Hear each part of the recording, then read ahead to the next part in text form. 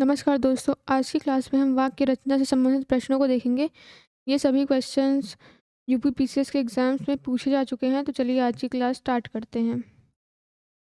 पहले प्रश्न में हमसे पूछा गया है, निम्नलिखित में से कौन सा वाक्य अशुद्ध है। हमें अशुद्ध वाक्य की पहचान करनी है। ऑप्शन ए में दिया गया है, वह अनेकों मामलों में गवाह था। ऑप्शन बी में दिया गया है, नुपुर की ध्वनि मनमोहक है। ऑप्शन सी में दिया गया है, आपकी मनोकामना पूरी हो। और ऑप्शन डी में दिया गया है, मनीषगढ़ मेरी बात पर ध्यान दे। तो इसमें हमें अशुद्ध वाक्य को पहचानना है। तो जो इसमें ऑप्शन ए है, वह अनेकों मामलों में गवाह था, या ऑप्शन या अशुद्ध वाक्य है। चलिए ये ऑप्शन हमारा सही ऑप्शन होगा।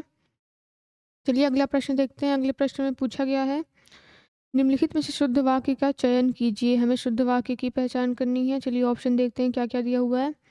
ऑप्शन ए में दिया गया, सांसारिक समस्याओं में सभी फंसे हैं।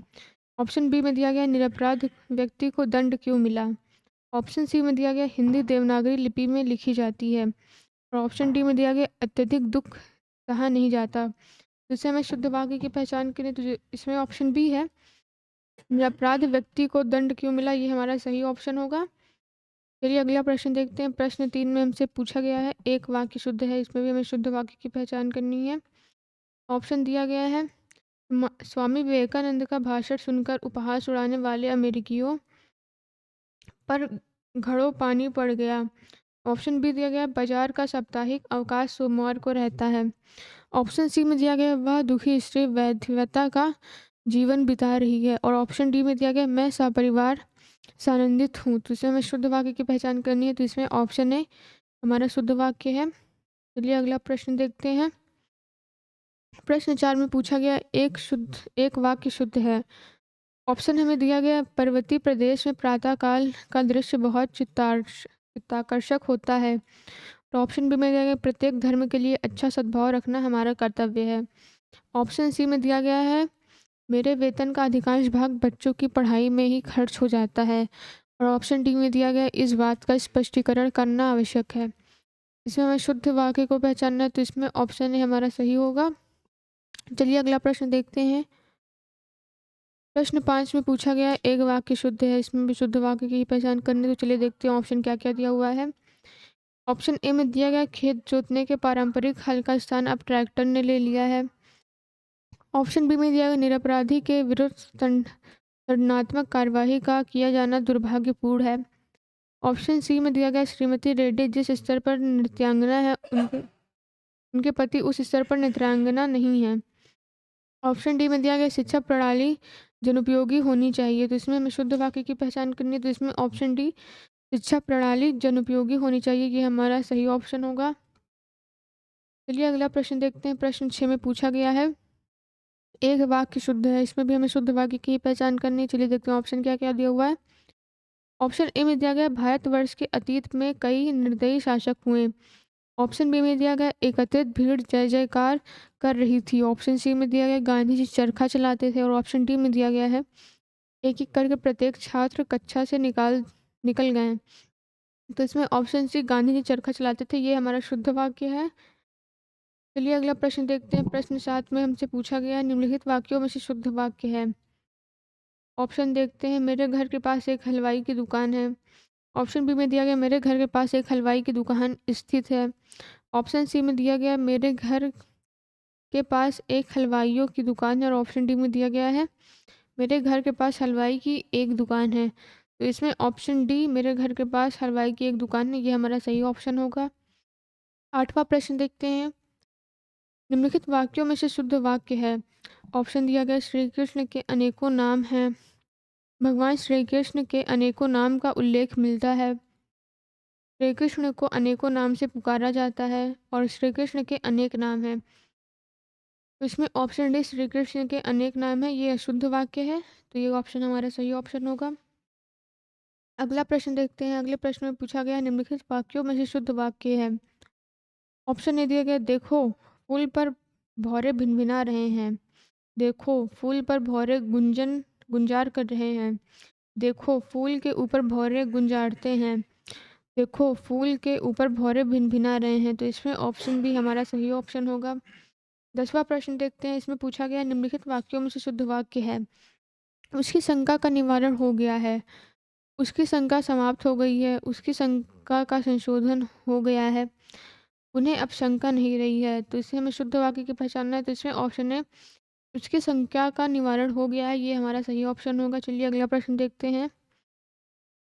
शुद्ध संयुक्त वाक्य का उदाहरण है। ऑप्शन दिया गया मैं परीक्षा देने के लिए इलाहाबाद जा रहा हूँ। ऑप्शन बी में दिया गया मुझे परीक्षा देनी है अतः दिल्ली जा रहा हूँ। ऑप्शन सी में दिया गया मुझे परीक्षा देनी है और मैं गोरखपुर जा रहा हूँ। ऑप्शन डी में दिया गया मैं वाराणसी जा रहा हूँ क्योंकि मुझे परीक्षा देनी है। तो इसमें ऑप्शन सी मुझे परीक्षा देनी है और मैं गोरखपुर जा रहा हूँ, यह संयुक्त वाक्य का उदाहरण है। चलिए अगला प्रश्न देखते हैं। अगले प्रश्न में पूछा गया है, कौन सा वाक्य शुद्ध है। ऑप्शन हमें दिया गया या आंखों से देखी घटना है, या आंखों देखी घटना है, या आंखों द्वारा देखी घटना है, या फिर या आंखों द्वारा देखी सुनी घटना है। तो हमें शुद्ध वाक्य बताना है, तो इसमें ऑप्शन सी या आंखों देखी घटना है, ये हमारा शुद्ध सही ऑप्शन होगा। चलिए हम अपना अगला प्रश्न देखते हैं। प्रश्न 13 में पूछा गया है कौन सा वाक्य शुद्ध है।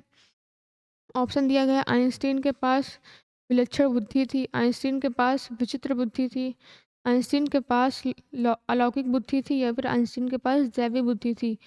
इसमें ऑप्शन ए हमारा आइंस्टीन के पास विलक्षण बुद्धि थी, ये सही ऑप्शन है। चलिए अगला प्रश्न देखते हैं। अगले प्रश्न में हमसे पूछा गया है संयुक्त शुद्ध संयुक्त वाक्य का उदाहरण है। ऑप्शन हमें दिया गया है शीतकालीन दिनों में चंद्रमा की शोभा देखने योग्य होती है, शरत काल के दिनों में चंद्रमा की शोभा देखने योग्य होती है, या फिर शरत काल में चंद्रमा की शोभा देखने योग्य होती है, या फिर शरत काल के दिनों में चंद्रमा की शोभा देखने योग्य होती है। तो इसमें ऑप्शन सी शरत काल में चंद्रमा की शोभा देखने योग्य होती है, ये हमारा सही ऑप्शन होगा। चलिए अगला प्रश्न देखते हैं। अगले प्रश्न में पूछा गया है कौन सा वाक्य शुद्ध है। ऑप्शन हमें दिया गया है दही खट्टी है, ऑप्शन बी में दिया गया दही खट्टा है, ऑप्शन सी में दिया गया दही खटास है, और ऑप्शन डी में दिया गया है दही खटाई है। तो इसमें ऑप्शन ए दही खट्टी है, ये शुद्ध वाक्य है, इसलिए ये ऑप्शन हमारा सही ऑप्शन होगा। अगले प्रश्न में हमसे पूछा गया है कौन सा वाक्य शुद्ध है। सुरेश को एक पाती लिखना है। ऑप्शन बी में दिया गया सुरेश ने एक पाती लिखनी है। ऑप्शन सी में दिया गया सुरेश के लिए एक पत्र लिखनी है। ऑप्शन डी में दिया गया सुरेश के लिए पत्र लिखना है। तो हमें शुद्ध वाक्य की पहचान करनी है, तो इसमें ऑप्शन डी सुरेश के लिए पत्र लिखना है, ये हमारा सही ऑप्शन होगा। अगला प्रश्न देखते हैं। अगले प्रश्न में पूछा गया है कौन सा वाक्य शुद्ध है। ऑप्शन ए में हमें दिया गया आपका शासन संबंधी कार्य अधिक विख्यातपूर्ण है। ऑप्शन बी में दिया गया आपको भूमि भवन व हन का सुख की प्राप्ति होगी। ऑप्शन सी में दिया गया यह समाचार पूरे देश भर में तुरंत फैल गया, और ऑप्शन डी में दिया गया है तुम्हें कल कुछ हो जाए तो मैं कहीं का नहीं रहूँगा। तो इसमें ऑप्शन डी हमारा सही ऑप्शन होगा, क्योंकि यह शुद्ध वाक्य है। चलिए अगला प्रश्न देखते हैं। अगले प्रश्न में पूछा गया है कौन सा वाक्य शुद्ध है। ऑप्शन दिया गया है रोगी अपनी कर्मचोरियों के कारण उठ नहीं पा रहा था। ऑप्शन बी में दिया गया राजपथ की सड़क से झांकियां वापस लौट गईं। ऑप्शन सी में दिया गया शिकारी उस पर गोली चलाई पर वह शेर बच निकला। ऑप्शन डी में दिया गया उस समय चरखा चलाना भी एक अनुशासन था। तो इसमें ऑप्शन डी हमारा शुद्ध वाक्य है। चलिए अगला प्रश्न देखते हैं। प्रश्न 19, इसमें हमसे पूछा गया निम्नलिखित में से कौन सा वाक्य अशुद्ध है। हमें अशुद्ध वाक्य की पहचान करनी है। ऑप्शन हमें दिया गया इसका तत्कालिक प्रभाव पड़ा। ऑप्शन बी में दिया गया पत्र किसके नाम पर लिखा गया है। ऑप्शन सी में दिया गया 1 रुपए में कितने पैसे होते हैं, और ऑप्शन डी में दिया गया है भारत एक समृद्धशाली देश है। तो इसमें हमें अशुद्ध वाक्य की पहचान करनी है, तो इसमें ऑप्शन बी पत्र किसके नाम पर लिखा गया है या अशुद्ध वाक्य है, इसलिए ये ऑप्शन हमारा सही ऑप्शन होगा। अगला प्रश्न देखते हैं। प्रश्न 20 में पूछा गया है निम्नलिखित में से कौन सा वाक्य शुद्ध है। ऑप्शन दिया गया मेरे लिए ठंडी बर्फ और गर्म आग लाओ। ऑप्शन बी में दिया गया व्यायाम करना चाहिए जिससे कि स्वस्थ रहे। ऑप्शन सी में दिया गया एक एक करके सभी मर गए। ऑप्शन डी में दिया गया तुम्हारा यह कहना मेरे लिए बड़ी बात होगी। तो इसमें ऑप्शन डी शुद्ध वाक्य है, तुम्हारा यह कहना मेरे लिए बड़ी बात होगी, ये ऑप्शन हमारा सही ऑप्शन है। अगला प्रश्न देखते हैं। अगले प्रश्न में हमसे पूछा गया निम्नलिखित में से अशुद्ध वाक्य है। ऑप्शन दिया गया है पूजास्पद व्यक्ति का सम्मान करना चाहिए। ऑप्शन बी में दिया गया है दक्षिण भारत के लोग हिंदीतर भाषी हैं। ऑप्शन सी में दिया गया है सुरेखा ने गीत की 2-4 कड़ियाँ गाईं। ऑप्शन डी में दिया गया है एक परीक्षा प्रणाली अब परीक्षा प्रणाली बदल देनी चाहिए। तो इसमें हमें अशुद्ध वाक्य की पहचान करनी है, तो इसमें ऑप्शन है ये अशुद्ध वाक्य है, ये इसलिए ये ऑप्शन हमारा सही ऑप्शन होगा। प्रश्न 22वां देखते हैं। इसमें पूछा गया है शुद्ध वाक्य चिन्हित करें। ऑप्शन हमें दिया गया शोक है जो आपने मेरे पत्रों का कोई उत्तर नहीं दिया। ऑप्शन बी में दिया गया है दुख है कि आपने मेरे पत्रों का उत्तर नहीं दिया। ऑप्शन सी में दिया गया क्षोभ है कि आपने मेरे पत्र का सही उत्तर नहीं दिया। और ऑप्शन डी में दिया गया खेद है कि आपने मेरे पत्रों का कोई उत्तर नहीं दिया। तो इसमें ऑप्शन डी शुद्ध है, तो इसलिए ये ऑप्शन हमारा सही ऑप्शन होगा। अगले प्रश्न में पूछा गया निम्नलिखित में से एक वाक्य अशुद्ध है। ऑप्शन दिया गया तूफान से सैकड़ों लोग मर गए। दूसरा आदमी कौन था? डॉक्टर ने अस्पताल का निरीक्षण किया। और सड़क के दोनों ओर आलीशान इमारतें हैं। तो इसमें अशुद्ध वाक्य की पहचान करनी है, तो इसमें ऑप्शन डी अशुद्ध वाक्य है, इसलिए ये ऑप्शन हमारा सही ऑप्शन होगा। अगले प्रश्न में पूछा गया निम्नलिखित वाक्यों में से एक वाक्य अशुद्ध है। ऑप्शन दिया गया छात्रों ने पंडित नेहरू को अभिनंदन पत्र अर्पित किया। ऑप्शन बी में दिया गया महादेवी ने सरस्वती को श्रद्धा सुमन अर्पित किया। ऑप्शन सी में दिया गया रानी को बुद्ध को अहिंसा भाव अर्पित किया। ऑप्शन डी में दिया गया छात्रों ने पंडित नेहरू को अभिनंदन पत्र प्रदान किया। तो इसमें अशुद्ध वाक्य की पहचान करनी है, तो इसमें ऑप्शन डी अशुद्ध वाक्य है, इसलिए ये ऑप्शन हमारा सही ऑप्शन होगा। प्रश्न 25 में हमसे पूछा गया निम्नलिखित में से शुद्ध वाक्य है। ऑप्शन हमें दिया गया है यहाँ मीठे पानी को एक कुआं है। ऑप्शन बी में दिया गया है 1 रुपए में कितने पैसे होते हैं। ऑप्शन सी में दिया गया है आज रेणु देवी का व्याख्यान होगा। और ऑप्शन डी में दिया गया है साधु को भिक्षा दो। तो इसमें हमें शुद्ध वाक्य की पहचान करनी है, तो इसमें जो ऑप्शन सी है आज रेणु देवी का व्याख्यान होगा, ये हमारा शुद्ध वाक्य है, इसलिए ये ऑप्शन हमारा सही होगा। अगले प्रश्न में हमसे पूछा गया है निम्नलिखित में से एक वाक्य शुद्ध है। इसमें भी शुद्ध वाक्य की पहचान करनी है, तो चलिए देखते हैं ऑप्शन क्या क्या दिया हुआ है। चरखा काटना चाहिए। ऑप्शन बी में दिया गया उसने मुक्त हस्त से धन लुटाया। ऑप्शन सी में दिया गया हमारे यहाँ तरुण नवयुवकों की शिक्षा का अच्छा प्रबंध है। ऑप्शन डी में दिया गया मुझसे यह काम संभव नहीं। तो इसमें ऑप्शन डी हमारा सही ऑप्शन होगा। चलिए हम अपना अगला प्रश्न देखते हैं। अगले प्रश्न में हमसे पूछा गया निम्नलिखित में से कौन सा वाक्य शुद्ध है। ऑप्शन दिया गया है राम और श्याम संबंधी चर्चा।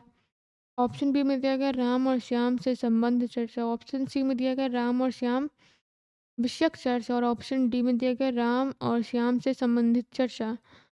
तो इसमें ऑप्शन बी राम और श्याम से संबंधित चर्चा ये हमारा सही ऑप्शन होगा। चलिए अगला प्रश्न देखते हैं। प्रश्न 28 में हमसे पूछा गया है निम्नलिखित वाक्यों में से एक वाक्य शुद्ध है। ऑप्शन दिया गया काशी सदैव से भारतीय संस्कृति का केंद्र रहा है। ऑप्शन बी में दिया गया गांधी जी का चरखा चलाना स्वदेशी का प्रतीक था। ऑप्शन सी में दिया गया है वन जीवन के कष्टों का भय भी सीता को राम के अनुगमन से रोक नहीं सका। और ऑप्शन डी में दिया गया है अपनी कुशल रणनीति से शिवाजी ने विपक्षियों के छक्के छुड़ा दिए थे।